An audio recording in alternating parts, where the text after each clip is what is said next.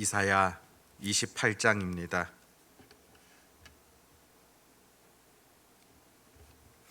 이사야 28장 1절에서 13절까지 말씀입니다. 이사야 28장 1절에서 13절 말씀, 우리 같이 하나님의 말씀을 읽도록 하겠습니다.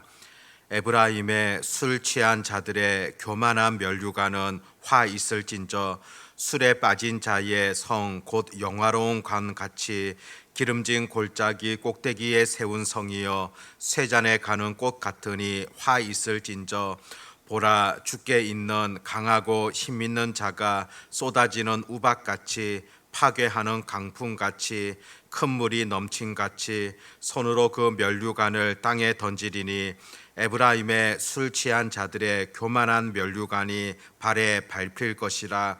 그 기름진 골짜기 꼭대기에 있는 그의 영화가 쇠잔에 가는 꽃이 여름 전에 처음 익은 무화과와 같으리니 보는 자가 그것을 보고 얼른 따서 먹으리로다.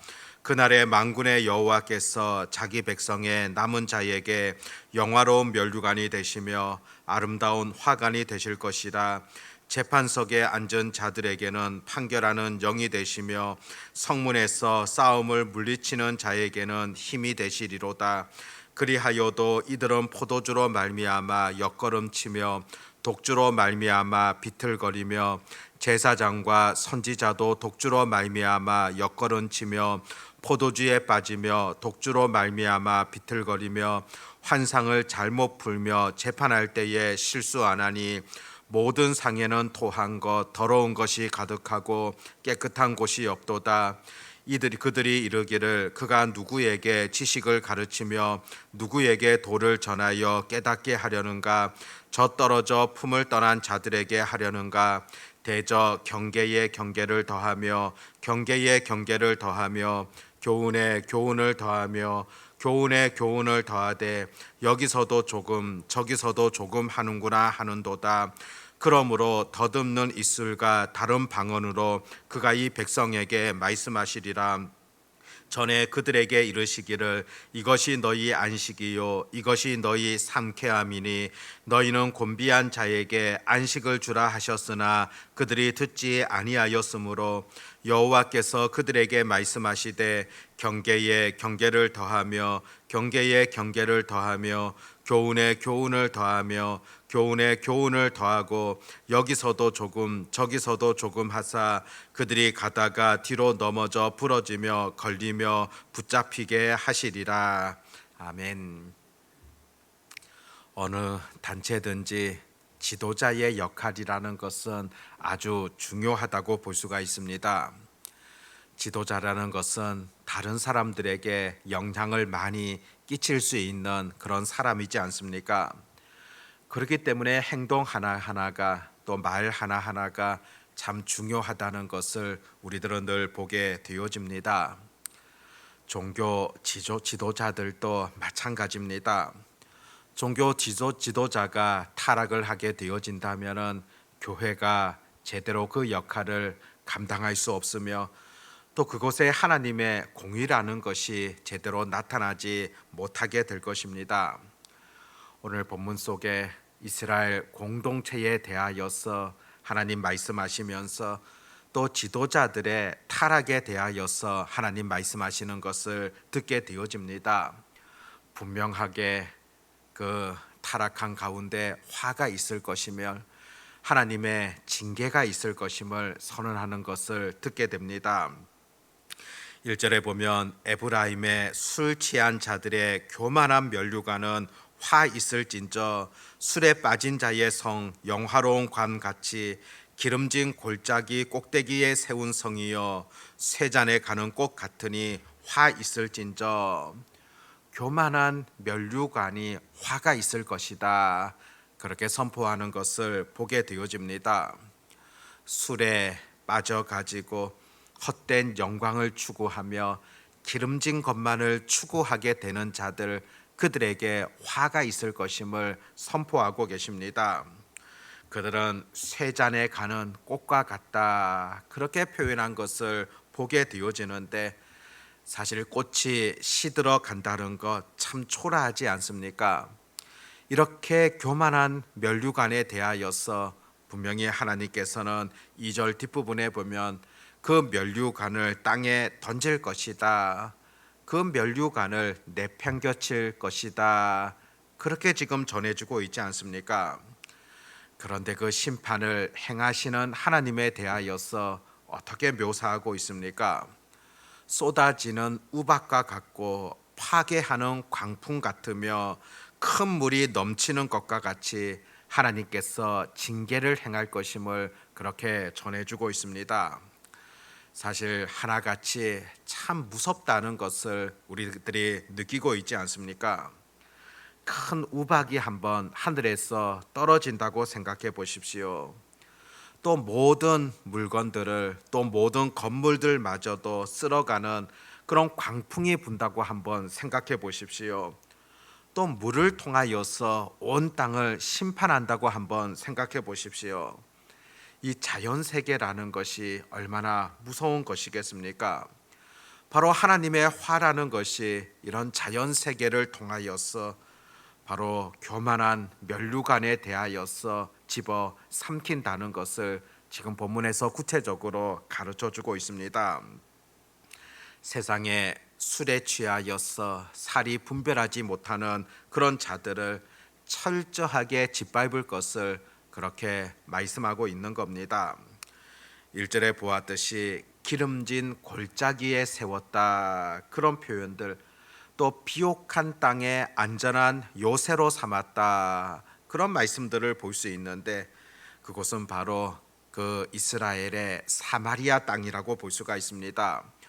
북이스라엘의 수도라고 볼 수 있는데 여러 외부적인 요인들을 본다면은 천혜제의 그런 환경이라 볼 수 있지만은 완벽한 곳이라 생각할 수 있지만은 하나님께서 심판하신다면 한순간에 무너지게 되어지는 그런 장소가 되지 않겠습니까? 아무리 자랑스러운 위치라 할지라도 하나님의 심판 앞에서는 속수무책이라는 것을 다시금 보여주고 있습니다. 그렇다면 교만한 면류관이 아니라 어떤 면류관을 써야 합니까? 5절에 보면 그날에 만군의 여호와께서 자기 백성의 남은 자에게 영화로운 면류관이 되시며 아름다운 화관이 되실 것이다. 영화로운 면류관이라 기록하고 있습니다. 교만한 면류관과 대비되어지는 그런 개념이지 않습니까? 스스로 만들어 놓은 교만의 면류관, 그것을 쓰는 것이 아니라 하나님으로 말미암은 그 영화로운 면류관을 써야 한다는 것을 보여주고 있습니다. 그런데 이 영화로운 면류관 어떤 사람들이 쓰고 있습니까? 5절에 보면 남은 자들이 바로 그 영화로운 면류관을 쓰게 될 것이다. 환난 중에서도 이 남은 자들이 있다는 것이 늘 성경의 가르침이지 않습니까? 어떤 상황 속에서도 하나님께서는 남은 자들을 통하여서 역사하시고 하나님의 은혜가 그 남은 자들을 통하여서 이어진다는 것을 늘 가르쳐 주셨습니다. 이 남은 자라는 것, 어떤 상황 속에서도 환난과 고통 속에서도 끝까지 하나님 의지하며 하나님 신뢰하는 자, 그들이 바로 남은 자라고 볼 수가 있습니다. 험악한 죄악 가운데 있는 세상 속에서도 여전히 하나님을 신뢰하는 자, 그가 바로 남은 자라, 그렇게 볼 수가 있습니다. 이런 남은 자가 영화로운 면류관을 쓰게 될 것임을 그렇게 기록하고 있는 것을 보게 되어집니다. 7절 말씀부터는 타락한 지도자들에 대하여서 구체적으로 심판하시는 하나님의 손길들을 보여주고 있습니다. 하나님께서 그 이스라엘 백성들을 위하여서 지도자들을 세우시지 아니하셨습니까? 바로 제사장과 선지자들이라고 볼 수가 있습니다. 특별히 이들에 대하여서는 하나님께서 기름 부음을 통하여서 하나님께서 인정하는 자들이다, 그렇게 말씀해 주셨습니다. 그렇다면은 무엇보다도 하나님의 뜻을 쫓아가야 할 것이며 또 백성들을 정의와 공의로 다스리는 것, 마땅히 이스라엘의 지도자의 역할이라고 볼 수가 있습니다. 그런데 오늘 본문에 보면 그들이 구체적으로 행하는 것, 또 좋아하는 것, 그것이 어떤 것입니까? 그들이 포도주에 빠져 있다, 또 독주를 먹고 비틀거리고 있다, 거룩한 소명을 받은 자들임에도 불구하고 독주를 먹으며 그렇게 비틀거리고 있고 제대로 올바른 사명을 감당하지 못하는 안타까움을 지금 그대로 드러내고 있습니다. 이들이 백성들을 올바르게 재판해야 됨에도 불구하고 판단할 수 없는 그런 마음들, 또 자신의 유익을 따라서 불의한 판단을 하게 되어지는 그런 모습을 그대로 기록하고 있습니다. 8절에서는 모든 상에는 토한 것, 더러운 것이 가득하고 깨끗한 곳이 없도다. 지도자들의 불의함과 패역함에 대하여서 마치 술상에서 자기들이 먹은 것을 다 토해낸 것 같은 그런 더러움을, 악한 것을 묘사하고 있습니다. 불의한 지도자들이 남겼던 이런 추함에 대하여서, 흔적으로 인하여서 결국에는 그 고통이 백성들에게 계속되어진다는 것을 가르쳐 주는 것을 보게 됩니다. 그뿐이 아니라 지도자들의 그 교만이 하늘을 찌르는 듯합니다. 9절에 보면 그들이 이르기를 그가 누구에게 지식을 가르치며 누구에게 도를 전하여 깨닫게 하려는가, 젖떨어져 품을 떠난 자들에게 하려는가. 이사야 선지자가 하나님의 말씀을 전함에도 불구하고 타락한 제사장들, 선지자들 어떻게 반응하고 있습니까? 마치 하찮은 어린 아이가 말하는 것처럼 그렇게 여기고 있다는 것입니다. 우리에게 그와 같은 말을 하려거든 차라리 젖을 뗀 아이들에게나 가서 하라. 이사야가 전하고 있는 하나님의 말씀을 있는 그대로 받아들이려고 하지 않습니다. 그 말씀을 들었던 타락한 지도자들은 오히려 자신을 향한 경고의 메시지로 듣는 것이 아니라 그와 같은 외침들은 어린 아이들에게나 하라, 또 전하는 자들에게도 바로 어린 아이와 같다, 그렇게 표현하는 것을 보게 되어집니다. 심판의 메시지를 어린 아이의 옹알거리는 그런 소리로 듣고 있는 타락한 지도자들의 삶을 지금 보여주고 있습니다. 이미 마음의 분별력을 잃어버리다 보니까 하나님의 말씀조차도 있는 그대로 듣지를 못하고 있습니다. 오히려 그 말씀을 듣고서는 합리화시키고 그 말씀을 변형시키고 있는 그 타락한 지도자들의 삶을 그대로 지금 전해주고 있습니다. 하나님의 말씀이라는 것, 그것이 들려질 때 나에게로 향하지 아니하고 다른 사람에게로 향한다면 이것은 분명 문제가 있다는 것입니다. 혹 우리들도 이것은 경계해야 됩니다. 들려주시는 하나님의 말씀은 늘 나에게로 향해야 됩니다. 내가 그 말씀 앞에서 결단이 필요하고 내가 그 말씀 앞에서 온전한 순종함이 필요하다는 겁니다. 나에게 들려주시는 그런 하나님의 말씀이기 때문입니다. 결국에 그 타락한 지도자들을 하나님께서 어떻게 하셨습니까? 11절에 보면 그러므로 더듬는 입술과 다른 방언으로 그가 이 백성에게 말씀하시리라. 하나님의 그 말씀들을 알아듣지 못할 정도로 생소한 언어, 다른 나라의 말로 말씀하실 것이다. 여호와는 그들에게 평안을 주시기를 원했지만은 그들은 오히려 귀를 닫고서 듣지 않으려고 하고 있습니다. 결국에 하나님께서 그들이 이 하나님의 말씀을 듣지 못하도록 하셨다는 것입니다. 말씀을 듣지 아니하며 받아들이지 아니하는 자들에게 궁극적으로 말씀을 깨닫지 못하도록 하셨다. 얼마나 비참한 것입니까? 하나님의 말씀을 들어도 내가 잘 깨닫지 못하고 하나님의 말씀을 듣는다 해도 정말로 그 속에서 아무런 느낌을 받지 못한다면 그것만큼 큰 심판은 없다는 것을 우리가 보셔야 한다는 것입니다. 지도자의 타락이라는 것은 그 영향력이 크다고 볼 수 있습니다. 지도자의 역할이라는 것, 다른 사람들에게 주게 되어지는 파급 효과가 크다고 볼 수가 있습니다. 말 한마디, 행동 하나하나가 참 중요하다는 것을 보게 되어집니다. 특히 종교 지도자들은 더 그렇지 않겠습니까? 정치 지도자와는 달리 또 다른 영향력이 있습니다. 영적인 부분들을 또 책임져야 하기 때문에 때로는 영적으로 죽이게 되어지는 그런 결과까지도 초래할 수가 있습니다. 영혼을 죽이게 되어지는 그런 결과까지도 나타날 수 있다는 것입니다. 그렇다면 무엇보다 공동체는 지도자들을 위하여서 기도하는 것 마땅히 필요하지 않습니까?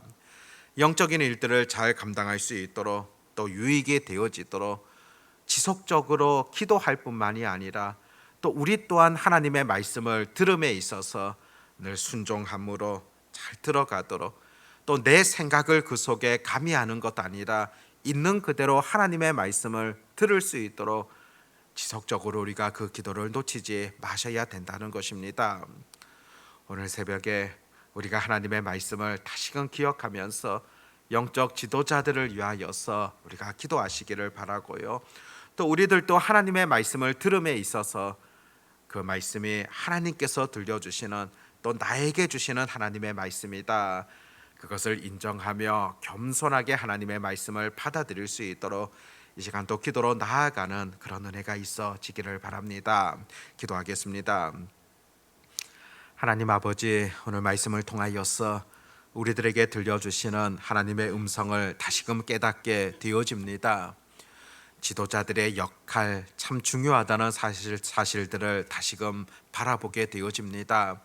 그렇기 때문에 늘 우리가 기도해야 되고 또 무엇보다도 하나님의 말씀들이 우리에게 들려질 때 순종함으로 나아가게 하시고 또 나에게 들려주시는 하나님의 말씀이라는 것을 늘 잊지 아니하는 저희들 되게 해주시기를 간절히 소망합니다.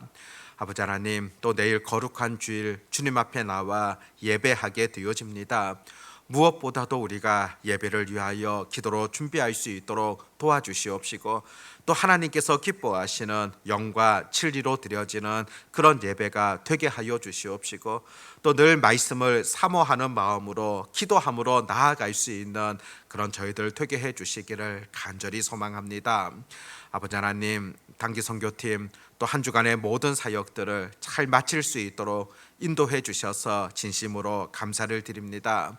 지금 비행기를 타고 또 돌아오는 그런 가운데 있는데 하나님께서 그들의 심령마다 또 만져주시고 위로와 평안을 더하여 주시기를 간절히 소망합니다. 또 사역으로 인하여서 지친 육신들 잘 회복되어질 수 있도록 인도하여 주시옵시고 또 내일 거룩한 주일 또 함께 모여 하나님 앞에 기쁨으로 예배할 수 있도록 하나님 인도해 주시옵소서. 마지막 교회에 도착하게 되어지는 그 모든 순간들까지 하나님께서 지켜주시며 보호하여 주시옵고 또 평안 가운데로 인도하여 주시옵소서. 아버지 하나님, 또 이들을 위하여서 한 주간 기도하였던 모든 성도들의 심령 가운데에도 하나님이 주시는 위로와 평안이 넘치게 하여 주시옵소서. 아버지 하나님, 오늘도 우리가 주님 앞에 기도로 나아가기를 원합니다. 주의 뜻에 합당한 그런 기도를 드릴 수 있도록 도와주시옵시고 또 오늘 하루도 하나님의 말씀 가운데 순종함으로 나아가는 그런 하루가 되게 하여 주시옵소서. 아버지 하나님, 모든 성도들의 심령마다 하나님께서 풍성한 은혜를 더하여 주시옵시고 특별히 육신의 연약함을 통하여서 고통받는 힘들어하는 그런 성도들과 가족 가운데 진의 하나님 찾아가 주셔서 평안을 더하여 주시옵고 또 무엇보다 강건하게 하나님을 잘 섬길 수 있는 그런 은혜와 복을 더하여 주시옵소서. 전능하신 하나님을 온전히 의지하오며 우리 주 예수님의 이름으로 기도드립니다. 아멘.